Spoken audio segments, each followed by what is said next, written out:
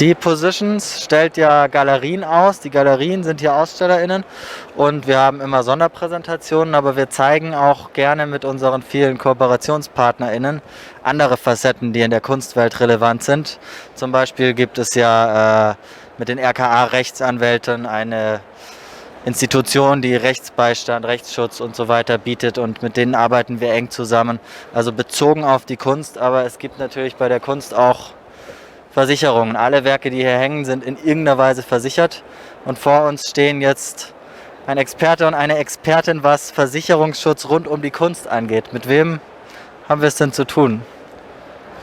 Ja, mit der Mannheimer Versicherung, einem führenden deutschen Versicherer, der die Sparte Kunstversicherung schon seit 30 Jahren, im letzten Jahr hatten wir 30-jährigen Geburtstag, betreibt und im Grunde alle Facetten im Bereich Kunstversicherung abdeckt, sowohl im gewerblichen, privaten und kommerziellen und institutionellen Bereich. Das heißt also, Werke, die wandern, die irgendjemandem gehören, die werden dann für ihre besonderen Präsentationen dann bei Ihnen versichert. Also ich könnte jetzt sagen, ich möchte mit meiner Galerie auf die Messe fahren und dann wäre zum Beispiel der Transport oder Sie würden mich beraten, was ich denn wann versichern sollte. Genau.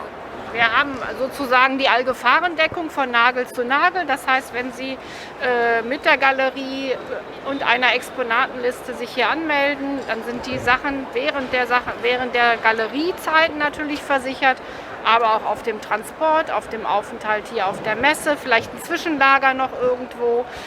Das ist dann der Rundumschutz von Nagel zu Nagel. Aber natürlich auch als Privatsammler haben Sie die Möglichkeit, die Kunst, die Sie hier kaufen, auch schon gleich über Ihren Rahmenvertrag zu versichern. Okay, und dann könnte jetzt zum Beispiel, wenn ich hier ein Kunstwerk kaufe, dann kann ich zu Ihnen kommen, sagen, ich möchte das jetzt heute mitnehmen und Sie beraten mich dann, wie das am heilsten in meine eigenen vier Wände kommt? Ja, beraten können wir Sie auf jeden Fall hier. Also hier eine Versicherung abschließen, das ist eigentlich noch nie vorgekommen, sondern es ist immer so, die meisten Kunden haben die Sammlung bis jetzt entweder noch nicht versichert oder sie haben schon einen Versicherer und wollen sich einfach informieren, wo sind die Unterschiede, was ist besser, wo kann ich mich vielleicht besser versichern. Und dann geben wir Informationsmaterial mit und würden dann dem Kunden ein maßgeschneidertes Angebot zukommen lassen. Und dann würde er sich entscheiden, entweder die Versicherung zu wechseln oder überhaupt eine Kunstversicherung abzuschließen. Also hier am Stand passiert das eigentlich also nicht.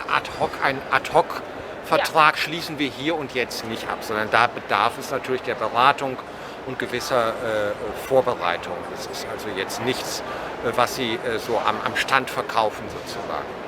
Aber Sie haben hier wahrscheinlich auch auf der Messe einige Kunden und Kundinnen, die jetzt gerade auch mit Ihnen arbeiten. Die hier auch ausstellen, natürlich Galeristen oder auch Privatsammler, die hier einkaufen. Das sind ja die beiden Facetten, die so eine Messe verbindet.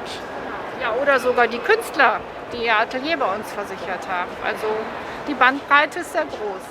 Vielen Dank, weiter viel Erfolg und ja, wir sehen, dass hier nicht nur das, was man vordergründig sieht, stattfindet. Nicht nur die Leinwände, nicht nur die Skulpturen, sondern eben auch alles dahinter, die Presse. Wir haben hier hinten zum Beispiel 4 PressepartnerInnen, die hier ausstellen. Aber auch Versicherungen und Rechtsschutz. Jetzt sind wir bei einer unserer internationalen Galerien. Hello. We are now in Lithuania. Yes, you came to Vilnius and So Gallery AV 17, yes. And we are presenting 3 artists. 2 of them are Lithuanian, 2 sculpture artists, men, and we have 1 woman, Jasmin Alt, and she's from Berlin. Let's talk about the work in front of us. It seems like is it actually a design? Does the artist understand himself as a designer as well, with objects like furniture, a lamp or a chair or something, or is it artworks that shouldn't be used in other purposes? Yeah, your point is very good. Actually, Tauras Kensminas, he's a young artist in his 30s. Quite well known in Lithuania, and his works at the main collections, the museums and private collections in Vilnius. And today's artworks that we present, they are between this edge between design and sculpture, what we were talking before. So they all are artworks, but they have a bit of design and function. For instance, this work, it's called Free Not Pipes. So it's free for interpretation, and it's inspired of René Magritte works. So it's a bit surrealistic, as you can see by the shape.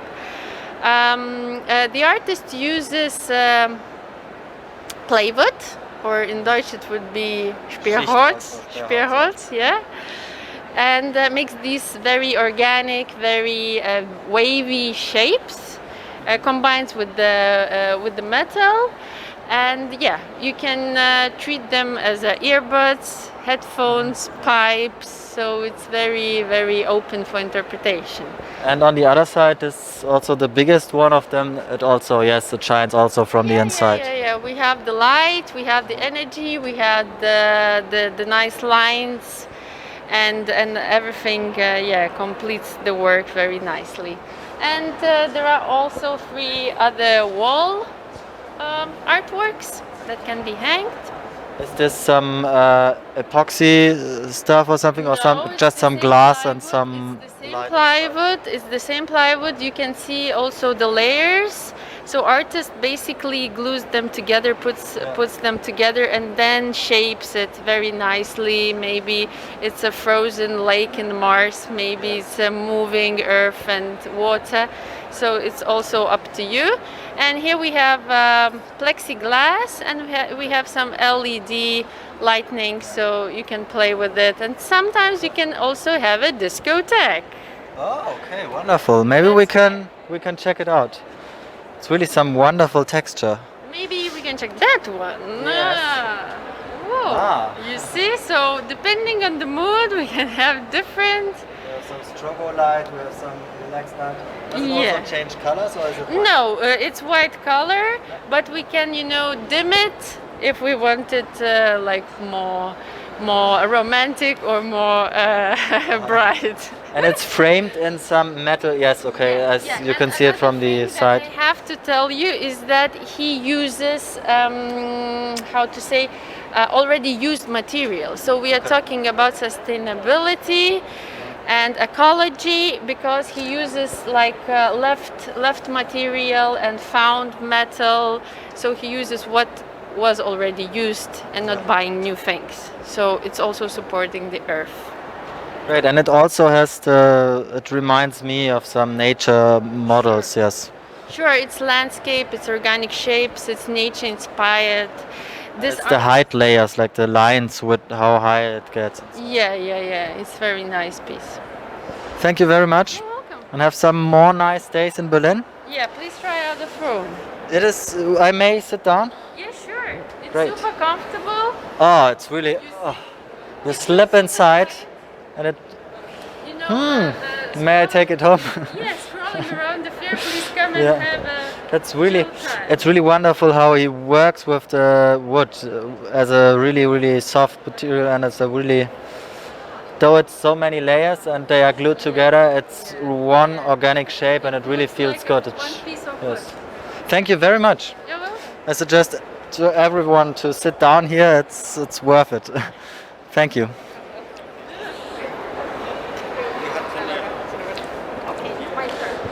We are now at the booth next door.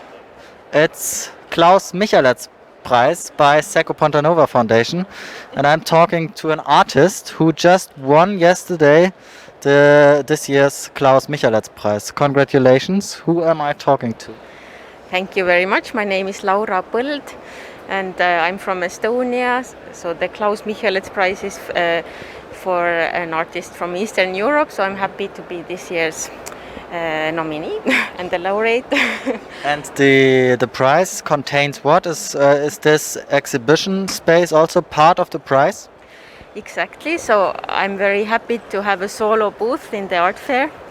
So the costs are covered, and most of the living and transport costs for the artworks too. So it was much easier for me to come here, so I'm very thankful. And I was able to bring very many works from different mediums. I work with ceramics and textile, and otherwise it would be very complicated maybe to transport it, but now I could have a lot of fun. So. Okay, that's wonderful. And your reaction is that when you present your artworks, is there a lot of people coming by and talking to you, people interested in your art? Yeah, I think people are drawn in by the colors and the different mediums, and they want to know about the textile and the technique and this tufting gun and the ceramics, how it's made, and so it's been really exciting. Yeah. Maybe we can just, because you mentioned the textile a few times, maybe we can talk about this artwork. It's a canvas with some very rough I guess it's in German it's called jute, or in English burlap. So it's like this potato bag fabric. And from the other side, you can shoot a yarn through the canvas. So with a tufting gun or tufting pistol. And so this is a yarn that is shot through the jute. And this piece is called currency. And here I often think about land use and how humans are mining different valuable materials. So maybe you can see here piles of sand or some kind of other material. And some bricks as a finished product. Yeah, exactly. Yeah, and there is maybe these are like coins or pearls, but there is also like a snake crawling through the fingers of some movement. Yeah. Some action. Yeah. And it seems so incredibly soft. It seems like you want to lay inside it. But it's actually, you shoot it from the inside, from the back side, and then it goes back inside because it's some bows or something getting back into the canvas. Exactly, yeah. Okay. So it's like a little sewing machine inside the pistol, and you shoot it from the back side and it leaves these loops on the front side. Yeah, so it's a very fun medium. And is this a 3D print? Yes, it's 3D printed. It's a mushroom. I bought the mushroom from the market and I scanned it, and then it's printed with the robotic hand. And I think the inside structure is the most fun. So you need to build the structure so that the wet clay stands and is stable. And here the structure a little bit it was a failure. It collapsed, but then I thought it looks even better. So I kept it, and it looks like a cardigan, or when you are kind of working with textile, you notice this kind of yarns and patterns. So I'm so glad they meet, the ceramics and the textile. They are like friends together. They work together very well. The forms are the same, and how they act as movements, but this is solid and this isn't. Yeah, exactly. So wonderful. It's great to have you here. I hope to hear much more of you. And the award ceremony, are you happy with that as well? Oh, it was so special. I'm so thankful for the amazing speech. And we took a lot of photos and had nice talks. So thank you. And also the ambassador of which kind was present. Yeah. It's a great honor. Thank you very much. And I wish you some more great days. Hello. We are now at the gallery Van Rij. Is it pronounced correctly? Yes, Van Rij. Van Rij. Okay, and you are from Krakow? Yes, we have two points, one in Krakow and one in old porcelain manufacture in Chmielów. Okay, and you are presenting some sculptures here, different sculptures. I guess these are bronzes, the small ones, or am I wrong? We have both bronze and steel, and we have some huge pieces and some smaller one. Maybe we can talk about the huge piece that is very prominent right on the end of the ale. It's some horse and some person on top of it. This is a steel sculpture, and it is showing what happens here. Is it what happens by what has the artist done here? Well, the artist is Paweł Orłowski. He was graduated from Polish Krakow Academy, but he was also studying here in Berlin about 20 years ago. And this is the, let's say, monument of nobody and everybody. So when you look at this piece, you cannot recognize any fighter, anybody in person. It means it is about every brave person. Brave in a very specific way. It can be brave about your personal life, about your personal challenges. So it is about these that everybody can be a hero. And it's some very interesting cubistic abstracted forms that he uses. Yes, he was starting with very smooth lines about 20 years ago, and step by step he was trying to find his own way to telling about what he feels, what he wants to show. And finally he had some cubistic form, and it is his artistic signature, this triangles, honestly speaking. Okay, yes, I notice now that every of these smaller forms is a triangle, or is there some exceptions as well? Yes, there are triangles. And the color is also important for this artist. Of course, in bronze it is harder to achieve, but in steel pieces he cooperates with the audience with color. Now he's working about bot. It is a human size, not human, because it will be 4 meter high sculptures. Okay. It will be completely in pink. I can show you how it will look like. Okay, yes. So it is something like this. Now he's the project on computer, because he works with some computer systems. But it will look like this, and we will be showing on the market square in Krakow. So maybe some visitors. When will it be seen? In 2 months. 2 months, and it will stay in the public space for some time now. For 2 months. Okay. So to the end of the year. Yes, and I'm also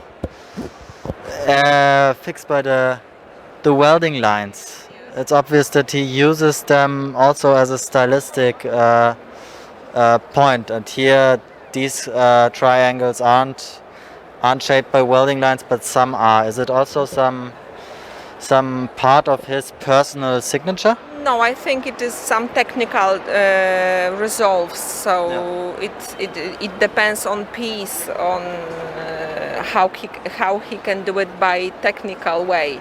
Because making that kind of huge pieces, you need to remember that it have to not fall down and that kind of things.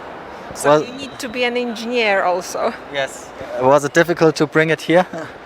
Quiet, but we used to it. We are showing that kind of sculptures in many places, so we know how to do it. But it's not easy. Yes, it's also put together by different pieces, isn't it? So it's screwed together, so it isn't so big, but still it's very heavy to bring. Yes, and it helps because of the reason it contains of some pieces. It helps us to move and show it to the international audience. Thank you very much that you are here in Berlin, and good luck for the next 3 days. Thanks.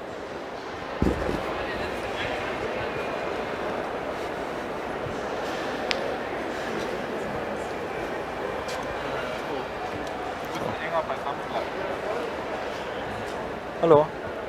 Darf ich kurz ein paar Fragen? May I ask some questions? No, it's okay. Yes?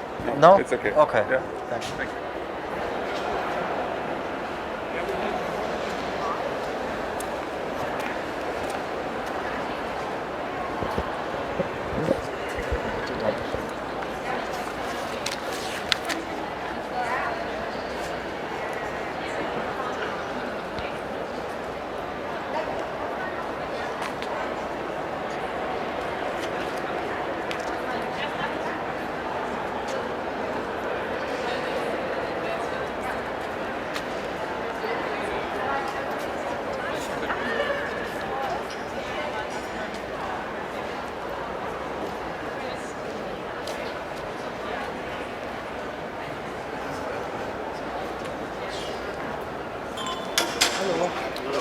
Prost. Dürfte ich kurz ein paar Fragen stellen für das Interview oder ist gerade schlecht? Lieber erstmal anstoßen. Nee, jetzt heute ist vorbei. Ja. Ach stimmt, ich habe ja vorhin schon gefragt. Ja. Ich spreche mit zu vielen Menschen. Danke dir auch.